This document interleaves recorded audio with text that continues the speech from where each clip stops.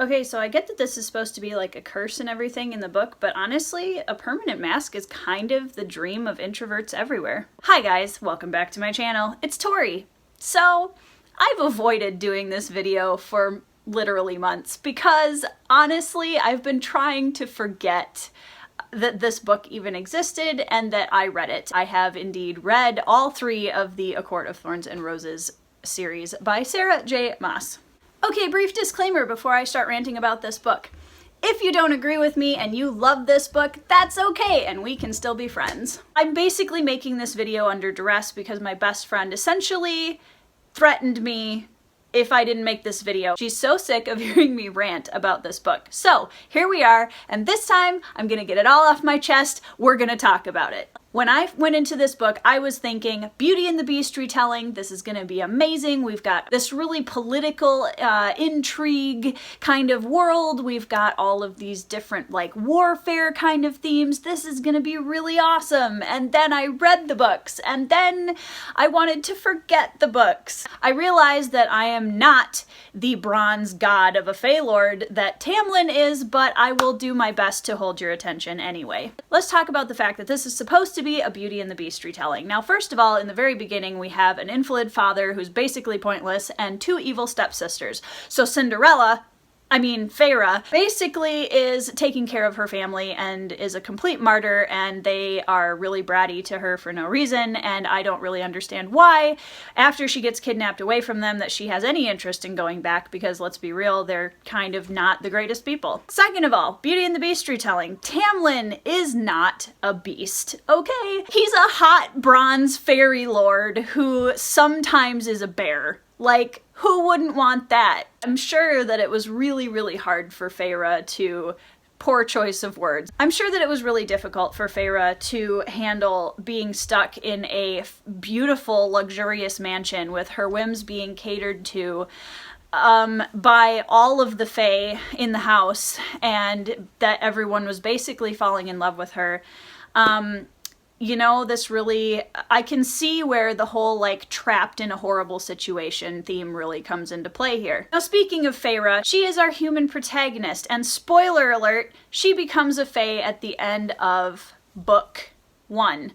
Now, she's basically given everything she could ever want. She kills a Fae and, like, invokes this ancient blood right of life for life, but essentially gets off scot-free, and nobody ever ends up really caring that she killed this character. And Feyre, who is brought into the fairy world from her own, a fragile, inconsequential human who literally becomes Xena the warrior princess overnight for no reason, and is like this kick-butt warrior because she can shoot a bow and arrow.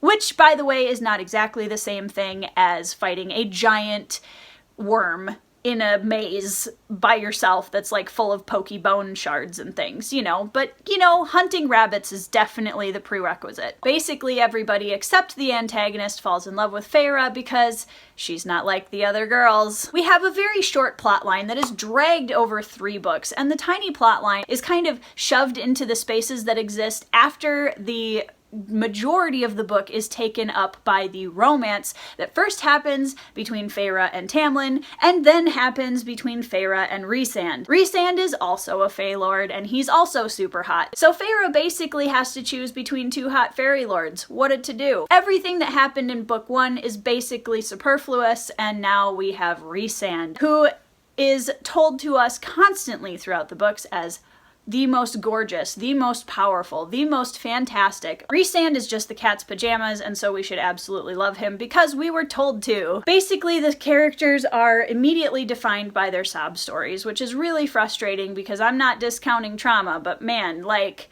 can we just please move on from the constant sob story fest? I would like to point out here that Rhysand is not actually better than Tamlin. I know a lot of people are probably gonna at me for this, but like, they're both really aggressive. They're both really possessive of Feyre. Like, Rhysand and Tamlin basically like growl at people who look at Feyre sideways, which is apparently super attractive. And they're both super hot, which is obviously their best quality. The funny part is, In the first book, Tamlin gets a free pass because trauma, and in the second and third books, Rhysand gets a free pass because trauma.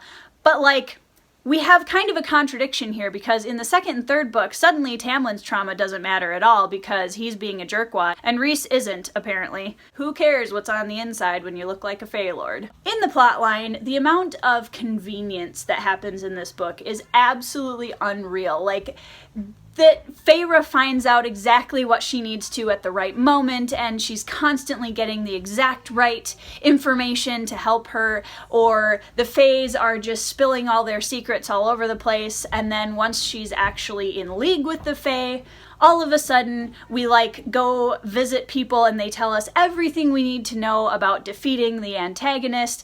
It just kind of starts to feel like one continuous deus ex machina until we get to the final battle at the end of book 3, which is incredibly anticlimactic, and we basically have everyone in the whole world fighting each other, and luckily none of the main characters die. The only one that does die is immediately resurrected, so don't worry, it's not like we were actually gonna kill off anybody. Guys, I have been trying. I've been trying so hard. This is not a YA book. This book is basically softcore erotica, and I'll be honest, like, it was so cringeworthy in so many places. I love a good romance. I really do. And I know that y'all are probably starting to wonder because I'm constantly beating up on the romances, but if this is like the best romance that YA has to offer, I'm sorry.